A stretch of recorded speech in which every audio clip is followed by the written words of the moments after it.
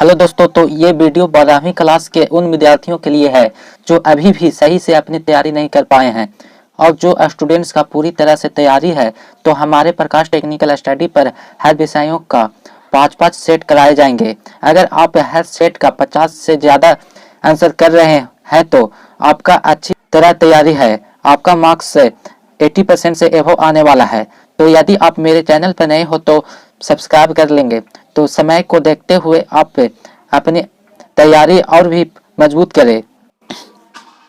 तो हिंदी का कुल प्रश्नों की संख्या 106 होंगे, जिसमें से आपका 100 प्रश्न ऑब्जेक्टिव रहेंगे। तो उसमें से आपका 85 करना है, बिल्कुल 100 नहीं करना है। जो आ रहा है उसी को करना 50 को, और 6 प्रश्न ऑब्जेक्टिव का रहेंगे। तो पहला प्रश्न है, प्रगति और समाज निबंध किस से निबंध संग्रह से लिया गया है। तो पहला प्रश्न है, प्रगति और समाज निबंध किस निबंध संग्रह से लिया गया है। तो पहला ऑप्शन देखते हैं दोस्तों। पहला ऑप्शन है दूसरी परंपरा की खोज से।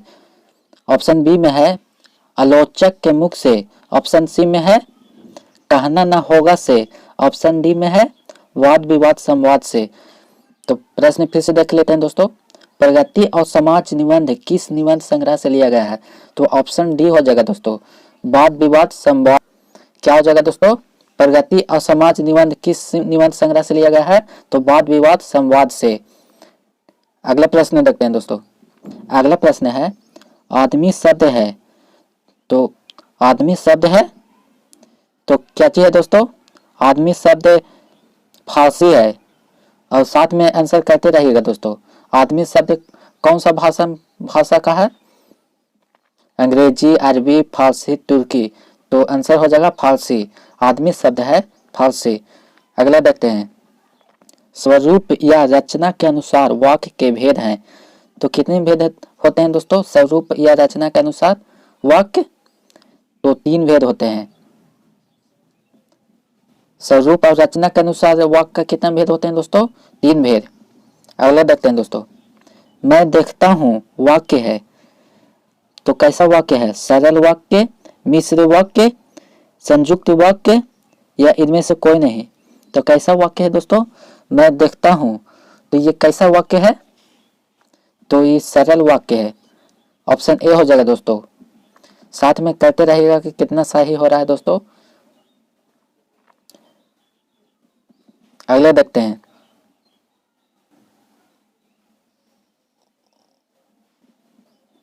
अगला है तिरछी किस प्रकार की रचना है। तिरछी किस प्रकार की रचना है। पहला ऑप्शन है आधुनिक त्रासदी। ऑप्शन बी में है सुखांत की। ऑप्शन सी में है हंसी लाने वाली। ऑप्शन डी में आधुनिक कॉमेडी। तो तिरछी किस प्रकार की रचना है दोस्तों, तो तिरछी आधुनिक त्रासदी है। तिरछी किस प्रकार की रचना है दोस्तों, यानी ऑप्शन ए हो जाएगा, आधुनिक त्रासदी। ठीक है, अगला देखते हैं। अगला प्रश्न है, कहीं नहीं वही कविता संग्रह किसके द्वारा रचित है। कहीं नहीं वही, तो किसके द्वारा है रचित दोस्तों, आप आंसर करके बताइएगा दोस्तों। तो ये है अशोक वाजपेयी द्वारा। कहीं नहीं वही, कहीं नहीं वही कविता संग्रह किसके द्वारा रचित है दोस्तों, अशोक वाजपेयी। ठीक है, अगला प्रश्न देखते हैं। अगला प्रश्न है, ज्ञानेंद्रपति किस प्रशासनिक पद पर थे। ज्ञानेंद्रपति किस प्रशासनिक पद पर थे। तो किस प्रशासनिक पद पर थे दोस्तों,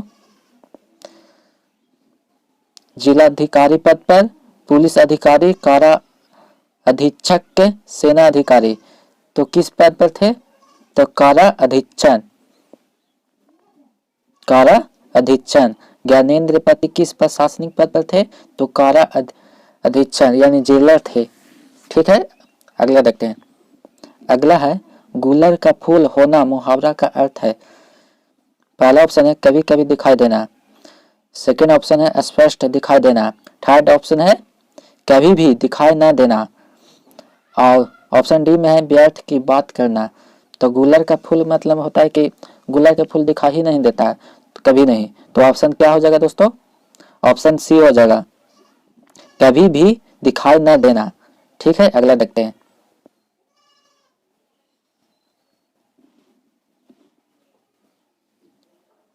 अगला है हेनरी लोपेज का जन्म कब हुआ था? 1920 में, 1935 में, 1936 में, 1937 में। तो कब हुआ था हेनरी लोपेज का जन्म, कब हुआ था? आंसर करके बताइएगा दोस्तों। तो इनका जन्म, हेनरी लोपेज का जन्म 1937 में हुआ था। कब हुआ था? यानी ऑप्शन नंबर डी हो जाएगा। हेनरी लोपेज का जन्म 1937 में हुआ था। ठीक है, आगे देखते हैं। अगला है भीड़ शब्द संज्ञा है। तो कैसा संज्ञा है दोस्तों? भीड़ यानी समूह भर का बोधक करता है, तो समूहवाचक संज्ञा हो जाएगा दोस्तों। ठीक है, ये तो हलवा सा सवाल है। अगला प्रश्न देखते हैं दोस्तों। अगला प्रश्न है यात्रा शब्द है, कैसा शब्द है? पुल्लिंग, स्त्रीलिंग, उभयलिंग, इनमें से कोई नहीं।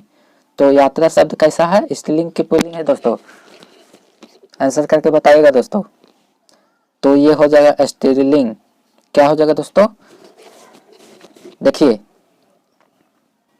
कैसे हम लोग पहचानेंगे दोस्तों। इसको यात्राएं भी बोल सकते हैं, इसको बहुवचन करके देखेंगे दोस्तों। तो बहुवचन में यात्राएं ना होता है, तो वही से अगर सिर्फ यात्री होता तब पुल्लिंग होता है, लेकिन यात्री कहाँ बोलते हैं दोस्तों? यात्राएं बोलते हैं, इसलिए यह स्त्रीलिंग होगा। ठीक है दोस्तों, अगला देखते हैं।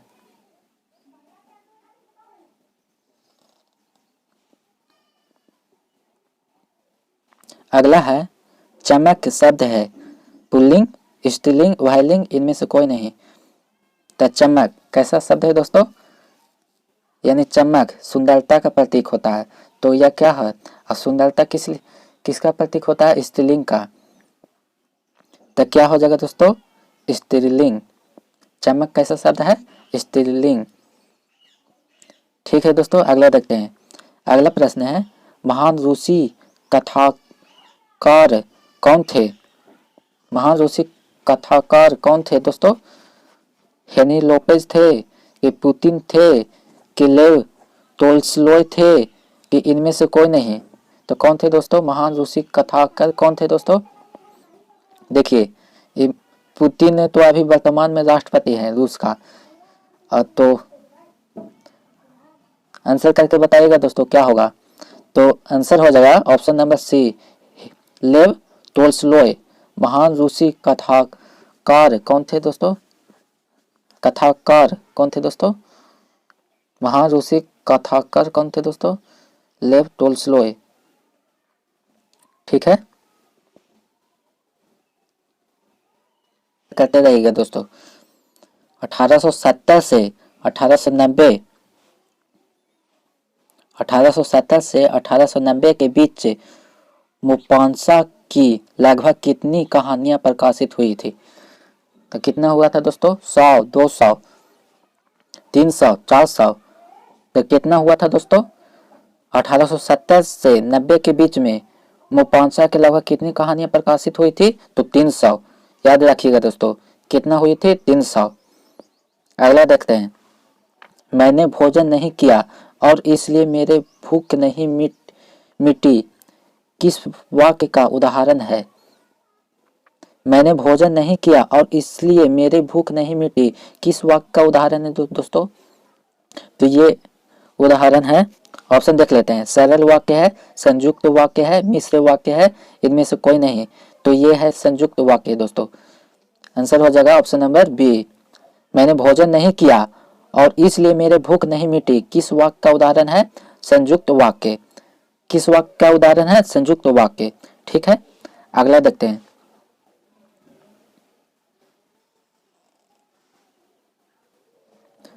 अगला है शुद्ध वाक्य है। अगला है शुद्ध वाक्य है। ऑप्शन देख लेते हैं। वह बिल्कुल भी बात करना नहीं चाहती है। ऑप्शन नंबर बी, उसके स्त्री नहीं है। ऑप्शन नंबर सी, उसके बेटी नहीं है। ऑप्शन नंबर डी, यह बात कहने में किसी को संकोच नहीं होगा। तो क्या हो जाएगा दोस्तों?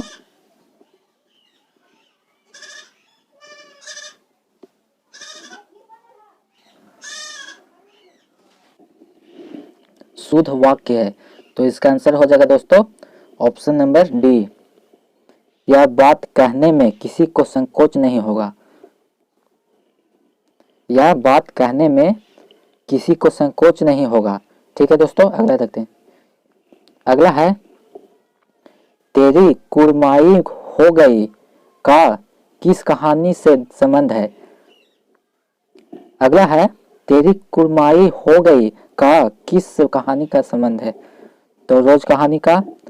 उसने कहा था तिरछी जूठन, किस कहानी से संबंध है दोस्तों। तो ये वाक्य किस, उसने कहा था, किस कहानी से संबंध है दोस्तों। उसने कहा था तेरी कुड़माई हो गई क्या। ठीक है दोस्तों, अगला देखते हैं।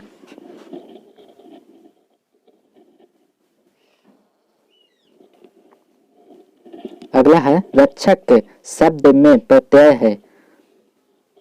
कौन सा प्रत्यय है दोस्तों। रा, रक्ष, अक। देखिए जो आगे शब्द में आगे लगकर शब्द को चेंज कर देता है उसे उपसर्ग कहते हैं। अब शब्द के लास्ट में लगकर शब्द को चेंज कर देगा उसे प्रत्यय कहते हैं। तो रा, देखिए तो ये तो नहीं होगा दोस्तों, ये कहे के रा आगे है। रक्ष ये भी ना होगा, ये उपसर्ग के समान है। आक ये हो सकता है क्योंकि प्रत्यय पीछे बाद में लगता है, तो यही हो जाएगा दोस्तों आक। रक्षक शब्द में प्रत्यय है तो क्या हो जाएगा दोस्तों आक। ठीक है, अगला देखते हैं। अगला है अर्धनारीश्वर पाठ के लेखक कौन है। कौन है दोस्तों। तो ये हो जाएगा रणधारी सिंह दिनकर। अर्धनारीश्वर पाठ के लेखक कौन है। Randhari Singh Dinkar. Option number B हो जाएगा दोस्तों। ठीक है, अगला देखते हैं। पुराण शब्द का विशेषण है तो हो जाएगा, देखिए ऑप्शन देख लेते हैं एक बार। पौराणिक, धार्मिक, पुराणिक, पुराण। तो पुराण शब्द का विशेषण पौराणिक हो जाएगा दोस्तों, यानी ऑप्शन नंबर ए हो जाएगा पौराणिक। पुराण शब्द का विशेषण पौराणिक। ठीक है, अगला देखते हैं। अगला है यह नया माल है। यह नया माल है, इस वाक्य में नया शब्द है तो देख लेते हैं ऑप्शन। संज्ञा है, सर्वनाम है, विशेषण, क्रिया। तो ये किस प्रकार का वाक्य है दोस्तों। यह नया माल है तो ये विशेषण है। ऑप्शन नंबर सी हो जाएगा दोस्तों। यह नया माल है तो ये विशेषण है। ठीक है, अगला देखते हैं। भगत सिंह ने कैसे मृत्यु को सुंदर कहा है। देखिए भगत सिंह द्वारा कैसे मृत्यु को सुंदर कहा गया है दोस्तों। तो ये देश सेवा के बदले दी गई फांसी को सुंदर माना गया है दोस्तों, यानी देश के प्रति बलिदान देना ही सुंदर मृत्यु कहा गया है दोस्तों। तो ऑप्शन नंबर सी हो जाएगा। ठीक है, देश सेवा के बदले दी गई फांसी को बहुत ही सुंदर मृत्यु माना गया है दोस्तों। तो भगत सिंह का फांसी कैसे पड़ा, मृत्यु कैसे हुआ था दोस्तों। उनको फांसी दे दिया गया था दोस्तों। ठीक है, अगला देखते हैं। अगला है निराधार शब्द का संधि विच्छेद करे तो इसका हो जाएगा निजोड़ आधार। निजोड़ आधार यानी इसमें है, हाँ है, ऑप्शन नंबर सी हो जाएगा दोस्तों। निराधार शब्द का संधि विच्छेद क्या है, निजोड़ आधार। ठीक है, अगला देखते हैं।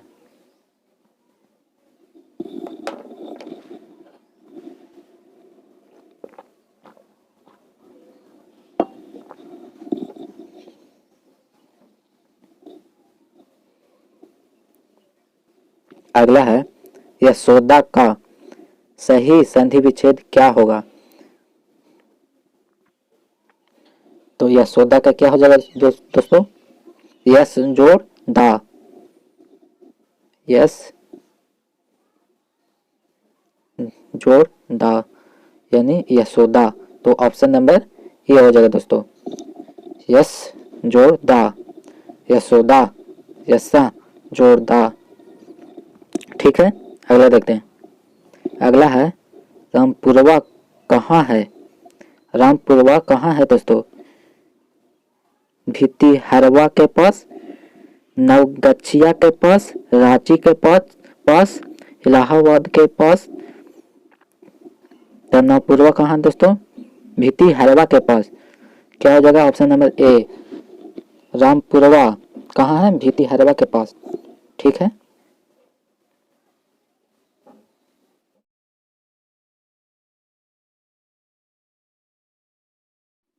तो 26वां प्रश्न है, परलोक शब्द में उपसर्ग है। तो देखिए, उपसर्ग किसे कहते हैं? जो शब्द के शुरू में लग कर शब्द का चेंज कर दे उसे उपसर्ग कहते हैं। तो देखिए, ओके, परलोक का लास्ट में आ रहा है तो ये तो प्रत्यय हो गया दोस्तों। ये हो सकता है दोस्तों, परल हो सकता है दोस्तों, पर हो सकता है दोस्तों।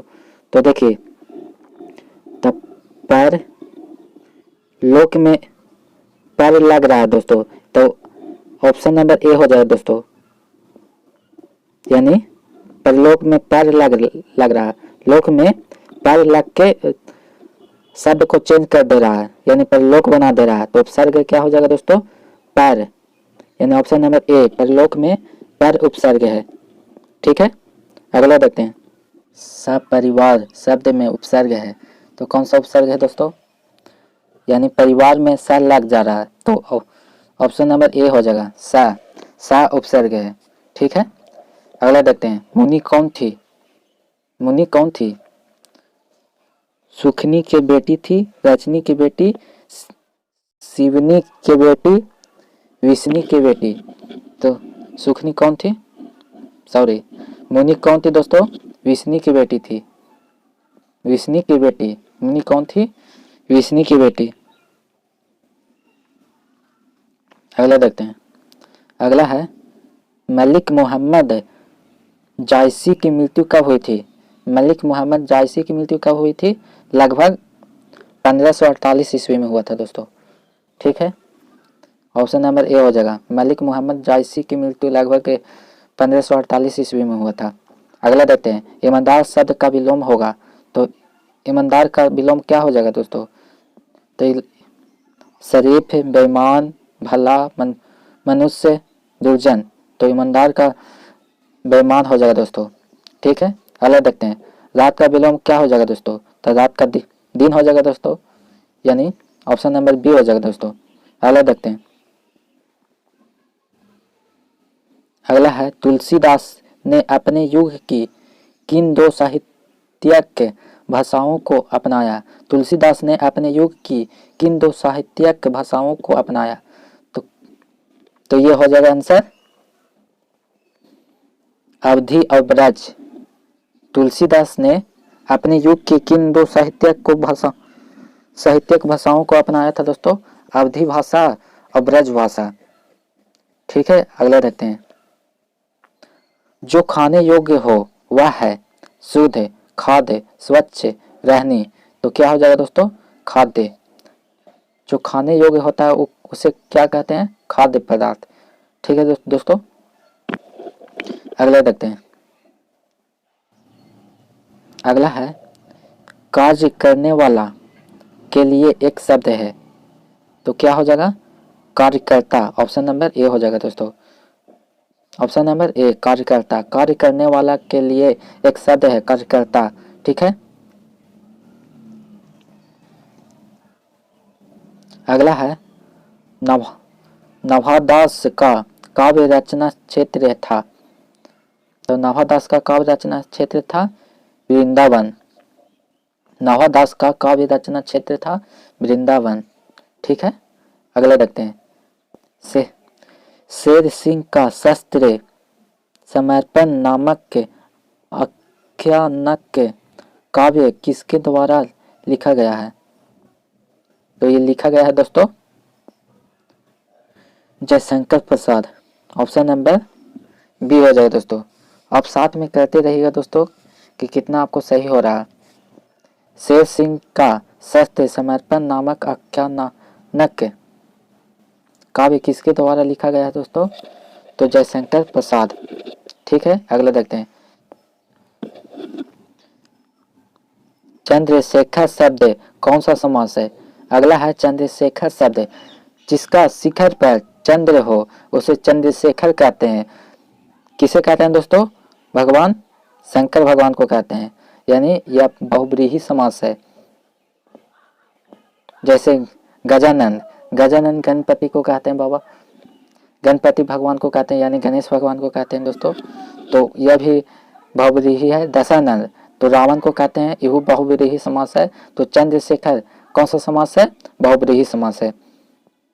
अगला देखते हैं, रसोई घर शब्द कौन सा समास है? तो रसोई घर कौन सा समास हो जाएगा दोस्तों? ये हो जाएगा तत्पुरुष समास, तत्पुरुष समास। ठीक है, अगला देखते हैं, कवियों के कवि किसे कहा जाता है? कवियों के कवि किसे कहा जाता है दोस्तों? तो ये कहा जाता है शमशेर बहादुर सिंह को। कवियों का कवि किसे कहा जाता है? शमशेर बहादुर सिंह को। कवियों का कवि किसे कहा जाता है? शमशेर बहादुर सिंह को। ठीक है, अगला है,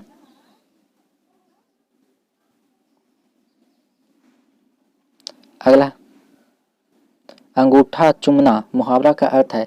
अंगूठा चूमना मुहावरा का अर्थ है इनकार करना, तिरस्कार करना, नासमझी दिखाना, खुशामद करना। तो क्या हो जाएगा दोस्तों? यानी ऑप्शन नंबर डी हो जाएगा। अंगूठा चूमना मुहावरा का अर्थ हो जाएगा खुशामद करना, ऑप्शन नंबर डी। ठीक है, अंगूठा चूमना का मुहावरा का अर्थ हो जाएगा खुशामद करना। अगला देखते हैं, सरकार का विलोम। सरकार का विलोम क्या हो जाएगा दोस्तों? निरंकार, निराकार। सरकार का विलोम क्या हो जाएगा दोस्तों? निराकार। ठीक है, अगला देखते हैं, निश्चय का संधि विच्छेद करे। निह जोड़ चय, निह जोड़ चय, निश्चय। तो ऑप्शन नंबर ए हो जाएगा दोस्तों। ठीक है, अगला देखते हैं, अगला है, भूषण किस काल के कवि माने जाते हैं? भूषण किस काल के कवि माने जाते हैं दोस्तों? रीतिकाल, आधुनिक काल, आदिकाल, भक्ति काल। तो ये हो जाएगा रीतिकाल का। भूषण किस काल के कवि माने जाते हैं? रीतिकाल का दोस्तों। ठीक है, अगला है, देवता का परिवाची शब्द है। देव, पुरुषोत्तम, विप्र, अवधि। तो क्या हो जाएगा दोस्तों? देवता का परिवाची शब्द, देवता का देव परिवाची शब्द, यानी देवता का दूसरा नाम। परिवाची यानी क्या होता है दोस्तों? दूसरा नाम। तो देवता का क्या भी देव भी बोलते हैं, भगवान भी बोलते हैं, तो हो जाएगा देव। ठीक है, अगला देखते हैं, रघुवीर सहाय का जन्म स्थान है। रघुवीर सहाय का जन्म स्थान है। तो क्या है? आगरा, मेरठ, लखनऊ, प्रयाग। तो रघुवीर सहायक का जन्म स्थान क्या है दोस्तों? ये है लखनऊ। क्या हो जाएगा? लखनऊ। ठीक है, अगला देखते हैं, मलयज की रचना नहीं है। तो मलयज का रचना क्या नहीं है? तो देखिए, जूठन है मलयज का रचना, सलाम है, तो अब इसमें है, इनमें से कोई नहीं। तो क्या नहीं है दोस्तों? ना आने वाला काल, ये मलयन का रचना नहीं है दोस्तों। तो ऑप्शन नंबर ए हो जाएगा। ठीक है, अगला देखते हैं, ज्ञात का विलोम है। ज्ञात का विलोम है, तो ये है अज्ञात। ज्ञात का अज्ञात। ठीक है, अगला देखते हैं, भारत का विशेषण है। भारत का विशेषण क्या हो जाएगा? भारतीय हो जाएगा। ठीक है, संपूर्ण क्रांति के रचनाकार कौन है? अगला है, संपूर्ण क्रांति का रचनाकार कौन है दोस्तों? तो ये हो जाएगा जयप्रकाश नारायण। संपूर्ण क्रांति का रचनाकार कौन है दोस्तों? जयप्रकाश नारायण। ठीक है, अगला देखते हैं, अगला है, चंद्रधर शर्मा गुलेरी का जन्म हुआ था। कब हुआ था दोस्तों? 1880 में, 1881 में, 1882 में, 1883 में। तो चंद्रधर शर्मा गुलेरी का जन्म कब हुआ था? तो 1883 में हुआ था। ठीक है, अगला देखते हैं, अगला है, बाल कृष्ण भट्ट का जन्म हुआ था। तो बाल कृष्ण भट्ट का जन्म कब हुआ था दोस्तों? 23 जून 1884 ईस्वी को। ठीक है, अगला देखते हैं। पलटन विदूषक कौन था? पलटन विदूषक कौन था? वजीरा सिंह था। कौन था दोस्तों? पलटन का विदूषक कौन था? पलटन का विदूषक कौन था दोस्तों? वजीरा सिंह। ठीक है, अगला देखते हैं। अगला प्रश्न है, माटी के मूर्ति रचना किसकी है? माटी के मूर्ति रचना किसकी है दोस्तों? रामवृक्ष वेणुपुरी। किसकी है? रामवृक्ष वेणुपुरी का। ठीक है, अगला देखते हैं। कौन सी कृति रामधारी सिंह दिनकर की लिखी हुई है दोस्तों? कौन सी कृति रामधारी सिंह दिनकर का लिखा हुआ दोस्तों? तो ये है शुद्ध कविता की खोज। ठीक है दोस्तों, यानी ऑप्शन नंबर ए हो जाएगा। कौन सी कृति रामधारी सिंह दिनकर की लिखी हुई है? शुद्ध कविता की खोज। ठीक, अगला देखते हैं। आगे के पिता का क्या नाम था? तो इस आगे जी का पिता का नाम था डॉक्टर हीरानंद शास्त्री। ठीक है, option number B, doctor Hiranand Shastri. ठीक है, अगला देखते हैं। अगला है, प्रथम विश्व युद्ध में इंग्लैंड किस के विरुद्ध लड़ा था? तो इंग्लैंड जर्मनी के विरुद्ध लड़ा था दोस्तों। प्रथम विश्व युद्ध में इंग्लैंड जर्मनी के विरुद्ध लड़ा था दोस्तों। ठीक, चंपारण में ढांगर कहाँ से आए थे दोस्तों? तो कहाँ से आए थे दोस्तों? छोटा नागपुर से। कहाँ से आए थे दोस्तों? छोटा नागपुर। ठीक, अगला देखते हैं। सिपाही के माँ किस एकांकी संग्रह से लिया गया है दोस्तों? उसर, भोर का तारा, रेशम ताई।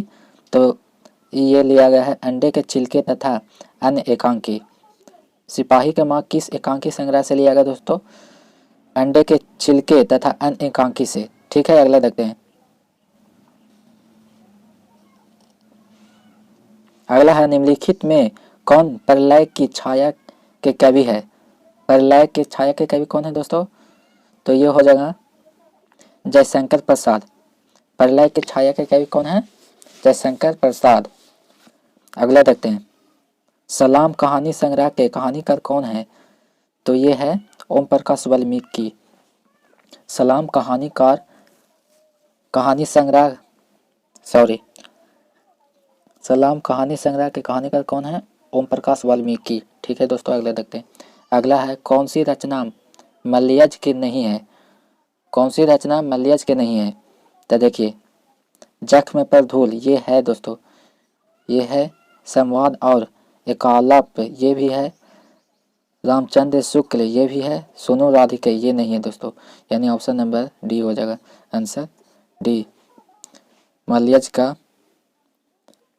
रचना नहीं है सुनो राधिके। ठीक है, अगला देखते हैं। अगला है, पंडित राम अवतार क्या थे? क्या थे दोस्तों? ज्योतिषी, वैद्य, राजनेता। तो और ऑप्शन डी में है ज्योतिषी और वैद्य। तो ये दोनों थे दोस्तों, ज्योतिषी भी थे वैद्य भी थे। पंडित राम अवतार क्या थे दोस्तों? ज्योतिषी और वैद्य दोनों थे। ठीक, अगला देखते हैं। अगला है, जे कृष्णमूर्ति का जन्म कब हुआ था?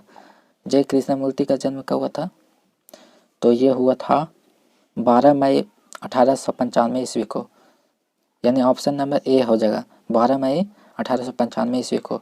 ठीक है, अगला प्रश्न देखते हैं दोस्तों। अगला है, पद्मावत रचनाकर है। पद्मावत का रचनाकर कौन है दोस्तों? तो ये हो जाएगा जायसी। कौन है? पद्मावत का रचनाकार कौन है दोस्तों? जायसी।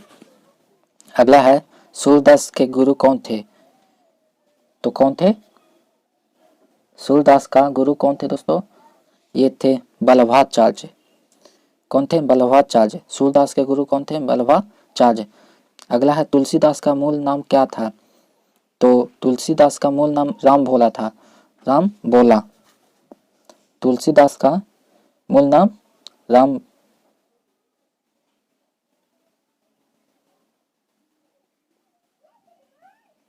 राम भोला। ठीक है, अगला देखते हैं।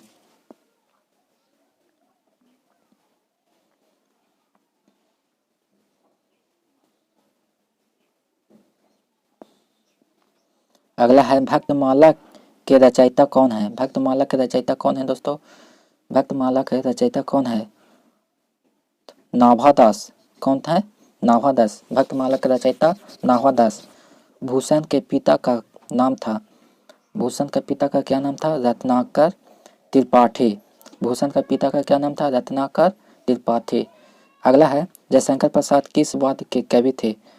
तो ये थे छायावाद के कवि थे। जयशंकर प्रसाद किस वाद के कवि थे? छायावाद। अगला है बिखरे मोती क्या है? क्या है? उपन्यास, काव्य संकलन, निबंध संकलन, कहानी संग्रह। तो कहानी संग्रह। बिखरे मोती क्या है? कहानी संग्रह। अगला है शमशेर बहादुर सिंह की पत्नी का क्या नाम था? शमशेर बहादुर सिंह की पत्नी का क्या नाम था दोस्तों? तो ये था धर्म देवी, यानी ऑप्शन नंबर बी हो जाएगा। शमशेर बहादुर सिंह की पत्नी का क्या नाम था? धर्म देवी। ठीक है, अगला देखते हैं। अगला है मुक्तिबोध की माँ का नाम क्या था? मुक्तिबोध का माँ का क्या नाम था दोस्तों? तो ये हो जाएगा पार्वती बाई। पार्वती बाई। मुक्तिबोध का माँ का क्या नाम था? पार्वती बाई। अगला है आशीर्वाद का संधि विच्छेद करे। आशीर्वाद का संधि विच्छेद करे तो हो जाएगा आशी जोड़ वाद। आशी जोड़ वाद। ठीक है, यानी ऑप्शन नंबर बी हो जाएगा, आशी जोड़ वाद। अगला है नायक किस संधि का उदाहरण है? नायक किस संधि का उदाहरण है? तो किस संधि का उदाहरण है दोस्तों? ये है, ऑप्शन देख लेते हैं। दीर्घ संधि, गुण संधि, वृद्धि संधि, अयादी संधि। तो ऑप्शन नंबर डी हो जाएगा, अयादी संधि। नायक किस संधि का उदाहरण है? अयादी संधि। अगला है सदैव किस संधि का उदाहरण है? सदैव किस संधि का उदाहरण है? तो ये वृद्धि संधि का उदाहरण है। सदैव किस संधि का उदाहरण है? तो वृद्धि संधि का उदाहरण। अगला है सम्मति। सम्मति का संधि विच्छेद क्या है? तो इसका हो जाएगा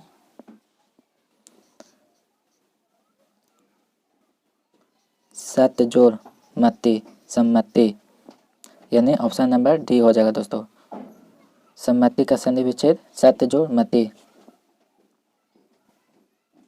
अगला है डैश है आनंद जिसके अर्थात दशानन रावण में कौन सा समास है? तो ये है बहुब्रीहि समास। देखिए बहुब्रीहि समास से बहुत आता है दोस्तों एग्जाम में, इसलिए ये भी आई है। गजानन शब्द किस समास का उदाहरण है? ये भी बहुब्रीहि समास है दोस्तों। अगला देखते हैं चरण कमल में प्रयुक्त समास है, तो कौन सा है दोस्तों? चरण कमल में कर्मधारय समास। चरण कमल में प्रयुक्त समास है कर्मधारय समास। घुड़सवार में समास है तो तत्पुरुष समास होगा दोस्तों, यानी ऑप्शन नंबर सी। अगला है अतिशय का विलोम है। अतिशय माने ज़्यादा होता है दोस्तों, अतिशय, तो उसका विलोम क्या हो जाएगा दोस्तों? कम, यानी ऑप्शन नंबर ए। अगला है आकर्षण का विलोम है, तो आकर्षण का विलोम विकर्षण होता है दोस्तों, यानी ऑप्शन नंबर बी हो जाएगा। अगला है पूर्ण का विलोम है। पूर्ण माने पूरा, तो उसका आधा हो जाएगा विलोम, यानी अर्ध, यानी ऑप्शन नंबर ए हो जाएगा। ठीक है, अगला देखते हैं। अगला है अनाथ का विलोम है। अनाथ का विलोम क्या हो जाएगा दोस्तों? सनाथ।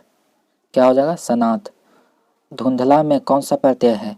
देखिए जिस शब्द में अंत में लग कर उसका शब्द को चेंज कर दे उसे प्रत्यय कहते हैं। तो धुंध जोड़ ला, यानी ला,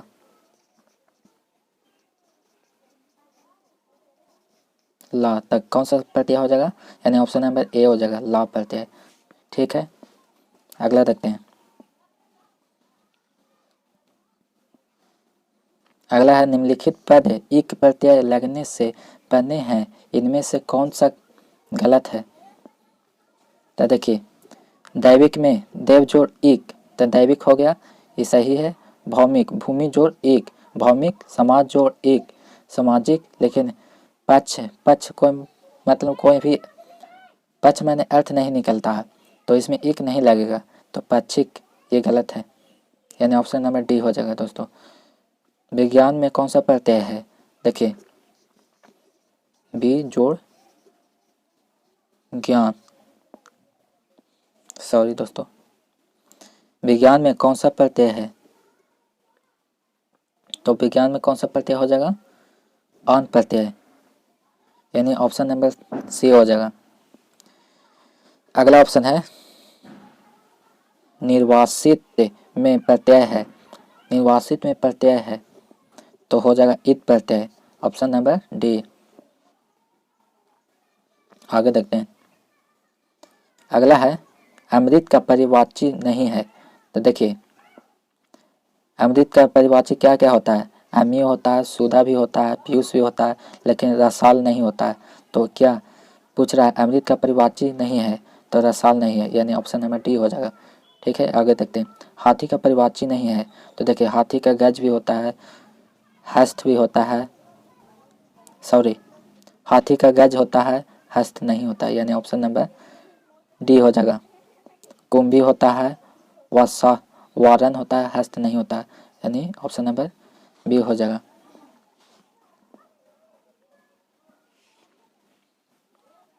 अगला देखते हैं दोस्तों। काठ का उल्लू मुहावरा का क्या अर्थ है, तो क्या हो जाएगा दोस्तों, निर्जीव, गुणवान, मूर्ख, यानी उल्लू किसे बोलते हैं, एकदम उल्लू है तब मूर्ख को बोलते हैं, यानी काठ का उल्लू मुहावरा का क्या अर्थ है दोस्तों, मूर्ख। अगला है कुपंडुक होना मुहावरा का क्या अर्थ है, कुपंडुक होना मुहावरा का क्या अर्थ है, अत्यंत सीमित ज्ञान होना, यानी ऑप्शन नंबर सी हो जाएगा दोस्तों। कुपंडुक ज्ञान होना, अत्यंत सीमित ज्ञान होना। ठीक है, अगला देखते हैं।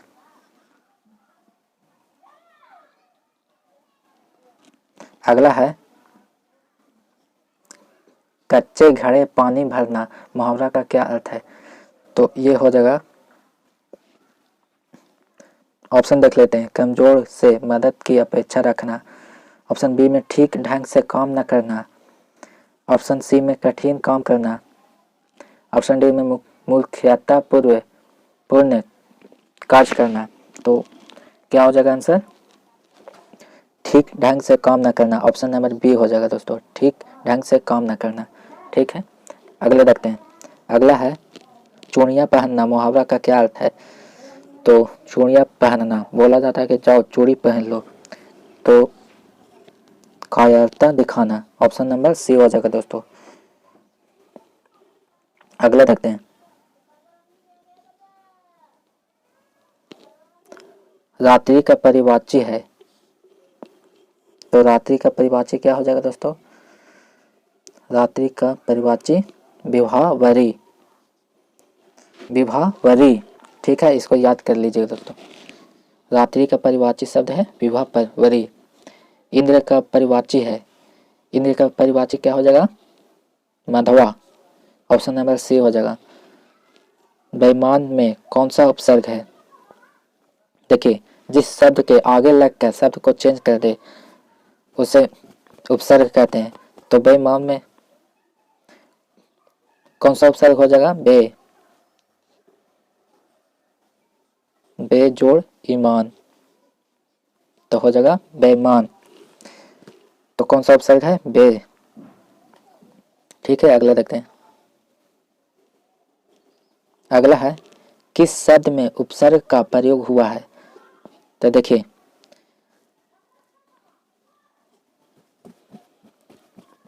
किस शब्द में उपसर्ग का प्रयोग हुआ, तो देखिए पढ़ाई, पढ़ाई तो ये पूरे एक शब्द है, लाभदायक, अपमान, लेकिन उपकार, तो उपकार में उपसर्ग का प्रयोग हुआ है, यानी ऑप्शन नंबर ए हो जाएगा, ऑप्शन ए हो जाएगा।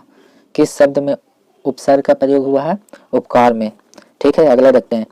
विज्ञान में कौन सा उपसर्ग है? तो देखिए वि जोड़ ज्ञान। तो देखिए उपसर्ग किसे कहते हैं? जो शब्द के आगे लगता है। तो क्या हो जाएगा? ऑप्शन नंबर ए हो जाएगा। विज्ञान में कौन सा उपसर्ग है? सॉरी, ऑप्शन नंबर सी हो जाएगा। वी उपसर्ग है। अगला है प्रतिकूल शब्द में कौन सा उपसर्ग है? प्रयुक्त है। तो इसका हो जाएगा प्रति जोड़ कुल, यानी प्रति उपसर्ग है, यानी ऑप्शन नंबर डी हो जाएगा। तो दोस्तों इसी प्रकार सारा प्रश्न समाप्त हुआ। तो दोस्तों आप कितना कर पा रहे हैं कमेंट बॉक्स में जवाब दें और अपनी प्रॉब्लम को शेयर करें। धन्यवाद।